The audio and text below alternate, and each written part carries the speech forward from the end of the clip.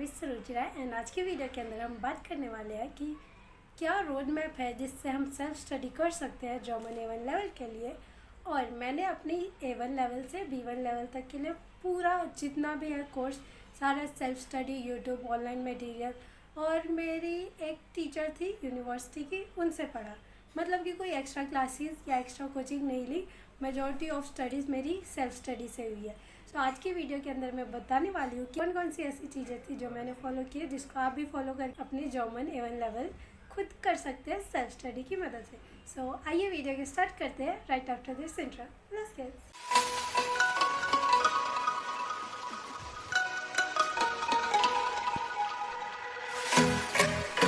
और video start करने से पहले एक इम्पॉर्टेंट बात कि अगर आपके पास कॉपी पेन पेंसिल कुछ है तो निकाल के रख लो ताकि मेन पॉइंट्स साथ के साथ लिख सको। और अगर नहीं है तो कोई बात नहीं, मैं इस जो भी यहाँ पे स्लाइड्स में शो होने वाली है उन सब का PDF अपने टेलीग्राम चैनल पर सेंड कर दूँगी। लिंक आपको डिस्क्रिप्शन बॉक्स में मिल जाएगा, वहाँ से चैनल ज्वाइन करके डाउनलोड कर सकते हैं। सब बिना देरी के लेट्स गेट स्टार्टेड। सो हम जर्मन सेल्फ स्टडी की जर्नी शुरू करने से पहले कुछ गड्ढे देखेंगे, यानी कुछ ऐसे ब्लंडर्स जो हमें अवॉइड करने ही करने हैं। पहला ब्लंडर है मल्टीटास्क, एक बार में एक टाइम पे। और सिंपल वर्ड्स में इसको पैराफ्रेज करूँ तो मेरा ये मतलब है कि एक बार में जर्मन स्टडी के अंदर एक टॉपिक यानी कि एक टाइल को पकड़ो, अदर ह्योफन, स्प्रेशन, लेजर और श्राइबर, कोई एक चीज़, और उसको उतनी देर कंसंट्रेशन के साथ करो। वरना पता चलेगा कि हम याद कर रहे, याद करते करते हम दूसरा करने लग गए, फिर ना ये याद हुआ ना वो हुआ। तो ये हमें अवॉइड करना है। इस टॉपिक है हमें अपना टाइम टेबल सेट करना है। आई नो स्कूल वाले दिन याद आ जाएंगे टाइम टेबल की बात सुन के, लेकिन हमें सेट करना होगा। लैंग्वेज स्टडी के लिए बहुत इंपॉर्टेंट रोल प्ले करता है टाइम। अगर कहीं क्लासेस ले रहे हो या वैसे भी कहीं क्लासेस है वहाँ पे 2 घंटे पढ़ रहे हो तो कम से कम 1 से 1.5 घंटे सेल्फ स्टडी को देने ही देने हैं। और अगर बिल्कुल ही सेल्फ स्टडी पे दे रहे हो तो रोज़ हमें 1.5 से 2 घंटे सेल्फ स्टडी अच्छे से करना है कंसंट्रेशन के साथ। टिप यहाँ पे है कि हम काफ़ी बार वीडियोस देखते हैं, हमें देखते देखते अच्छी मिल जाती है वीडियोस। पढ़ाई कर रहे हो तो हमें प्रॉपर प्लेलिस्ट तो मिलती ही नहीं, अब समझ नहीं आता किससे पढ़ना है। 2 सॉल्यूशन है। पहला ऑप्शन ये है कि एक प्राइवेट व्हाट्सएप ग्रुप बनाए, मतलब कि उस ग्रुप में सिर्फ तुम अकेले हो, ताकि उसके अंदर जो भी जर्मन का इम्पोर्टेंट मिले उसको वहाँ पे जाके सेंड कर दो ताकि वो वहाँ सेव हो जाए, चाहे वो वीडियो हो या फिर कोई वेबसाइट मिल जाए अच्छी सी, कुछ भी। दूसरा ऑप्शन ये है कि YouTube के अंदर एक प्राइवेट प्लेलिस्ट बना लो। प्लेलिस्ट ऐसे बनाना कि पहला टॉपिक लिखना श्राइबन, तो श्राइबन के अंदर यूट्यूब पे वीडियोस तो देखते ही रहते हो पढ़ने के लिए, तो जिसका श्राइबन से रिलेटेड कोई पर्टिकुलर वीडियो अच्छी लगे वो उस टॉपिक में डाल लो, ताकि एटलीस्ट ये पता रहे अगर मेरे को श्राइबन करना है तो ये इस चैनल के कुछ वीडियोस है इसमें अच्छा बताते हैं। ऐसी ह्योफन, लेजन, हर एक कैटेगरी का अलग अलग कर लो। इससे पढ़ाई करते हुए काफ़ी हेल्प मिलेगी, क्योंकि मोस्टली क्या होता है सेल्फ स्टडी में जब भी हम पढ़ने बैठते हैं तो हमारा मोस्ट ऑफ द टाइम बर्बाद होता है रिसर्च करने में कि कौन से चैनल से पढ़े, कौन सी वेबसाइट से पढ़े, कौन सा टॉपिक पहले करें। तो ये काफ़ी हेल्प करेगा ऐसे अवॉइड करने में। इसके बाद नेक्स्ट यहाँ पे इम्पॉर्टेंट पॉइंट है एलिफेंट। अब ये सोच रहे होंगे कि ये एलिफेंट क्या होता है। ये one of my favourite point है। एलिफेंट को देखो, अगर हम दूर से देखते हैं तो एलिफेंट हमें कितना छोटा लगता है। इसको ऐसे रिलेट करते हैं कि जब हम कोई भी लैंग्वेज नई नई सीखते हैं, चाहे वो इंटरेस्ट की वजह से हो या हमें जॉब चाहिए हो इसलिए हो, तो हमें लगता है वाह कितना ईजी है, कितना मज़ेदार है। लेकिन वही जब एलिफेंट हमारे बिल्कुल पास आ जाता है तो हम बहुत ज़्यादा डर जाते हैं, कितना बड़ा है। इसको हम ऐसे रिलेट कर सकते हैं कि जब हम एक्चुअल जर्मन पढ़ने बैठते हैं तो हमें पता चलता है ओह वर्ब कॉन्जुगेशन है, ओह नो इसमें तो आर्टिकल्स भी है। उसके बाद हमारी हालत ख़राब हो जाती है कि एकदम जैसे हाथी को एकदम पास से देख लो तो डर जाते हैं, वैसे ही हम इससे डरना शुरू हो जाते हैं। और काफ़ी लोग इसी वजह से क्विट भी कर देते हैं अपनी लैंग्वेज लर्निंग। तो इसलिए हमें ईट दैट एलिफेंट करना है, मतलब कि हमें उस एलिफेंट को छोटे छोटे टुकड़ों में डिवाइड करना है। ऑफ कोर्स असली में हम एलिफेंट की नहीं बात कर रहे, यहाँ पे हम जर्मन लैंग्वेज की बात कर रहे हैं। यानी कि हम जर्मन लैंग्वेज को डिवाइड करेंगे कि हम इस टॉपिक पे इतना टाइम देने वाले, इस टॉपिक पे इतना, हर एक को अच्छे से कैटेगराइज करेंगे। और कैसे कैटेगराइज करेंगे वो आगे आने वाली स्लाइड्स में अभी मैं बता दूंगी। तो ये तो हमने बात कर ली कुछ ब्लंडर्स के बारे में। अब हम बात करते हैं कुछ मस्ट डू चीज़ें जो आपको करनी है। सबसे पहले खुद को रोज़ अफर्मेशन बोलनी है, यानी कि खुद की तारीफ़ करनी है। लैंग्वेज लर्निंग प्रोसेस कोई हलवा नहीं है या फिर करेले का जूस भी नहीं है, ये इसके बीच की जर्नी है। तो इसलिए हमें मोटिवेटेड रहना काफ़ी इम्पॉर्टेंट है।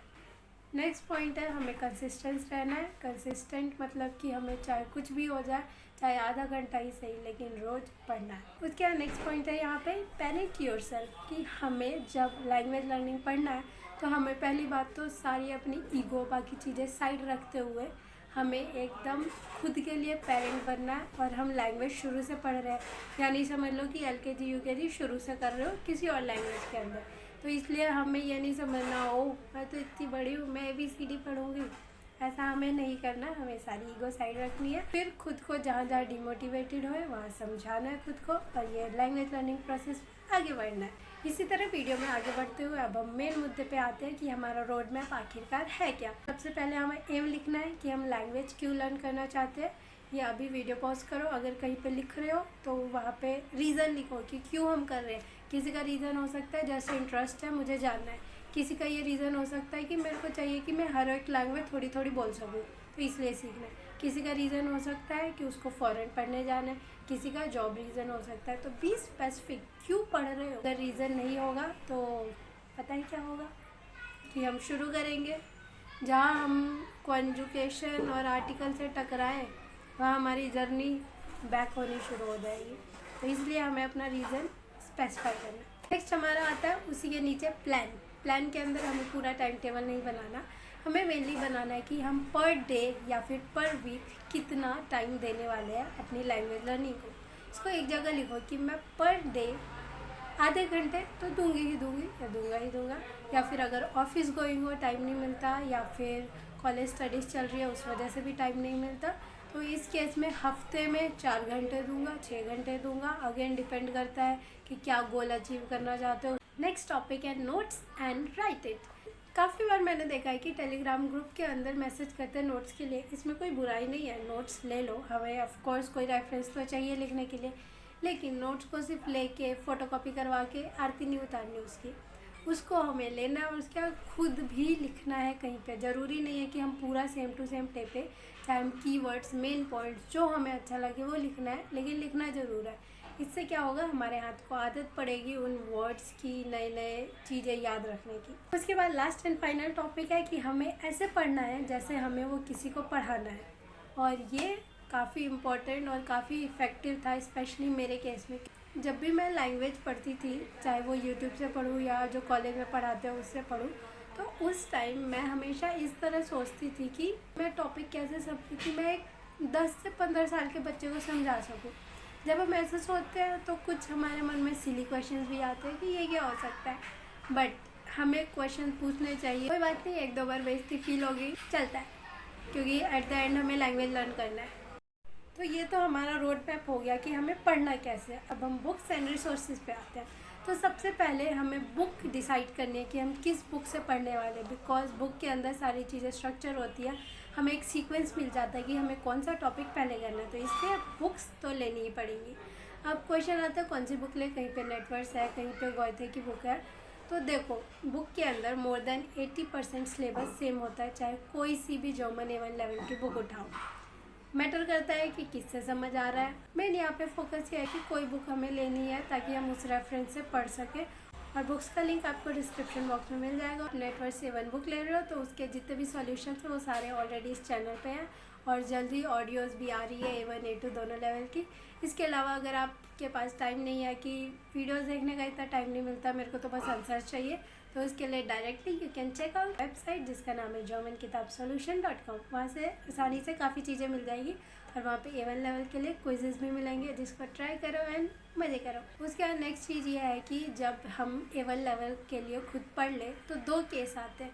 सबसे पहले वो लोग आते हैं जो एग्ज़ाम देने वाले हैं, चाहे वो कॉलेज एग्ज़ाम हो, सर्टिफिकेट एग्ज़ाम हो, गोयथे एग्ज़ाम हो। तो उस केस में ऑफ कोर्स हमारे पास एक क्राइटेरिया आ जाता है अपने आप को मेजर करने का कि हमारा क्या, कितने पानी में है हम, तो उस केस में हमें पता चल जाता है। और दूसरा केस है कि हम बस पढ़ रहे हैं, हमें कोई एग्ज़ाम नहीं देना, हमें बस नॉलेज लेनी है। तो दोनों केस में हमें इस बात का ध्यान रखना है कि हमें सैम्पल पेपर जितने हो सके उतने सॉल्व करें। गोयथे वाले और सर्टिफिकेट वाले वो तो अपने अपने फॉर्मेट के हिसाब से सॉल्व करेंगे, लेकिन दूसरा सिनेरियो जो कि खुद बस नॉलेज के लिए पढ़ रहे हैं, वो दोनों टाइप के सॉल्व कर सकते हैं, क्योंकि उनको फॉर्मेट से कोई फ़र्क नहीं पड़ता। मेन उनको बस यही ध्यान देना है कि जो भी हमने याद किया कॉन्सेप्ट, उसको हम कैसे यूज़ कर सकते हैं। So that's all about this video. और जाते जाते बस एक टिप ये देना चाहूँगी कि ये जर्नी अप्स एंड डाउन्स होंगी, but at the end destination बहुत सुंदर है। जब ये लैंग्वेज सीख जाओगे तो एक नया ही दरवाज़ा खुलने वाला है अपॉर्चुनिटीज़ का, जो सोच भी नहीं सकते। सो इसी के साथ बस जर्नी स्टार्ट करो एंड आगे बढ़ते रहो। सो मिलते हैं नेक्स्ट वीडियो पे, तब तक के लिए स्टे ट्यून्ड। dankeschön, cheers।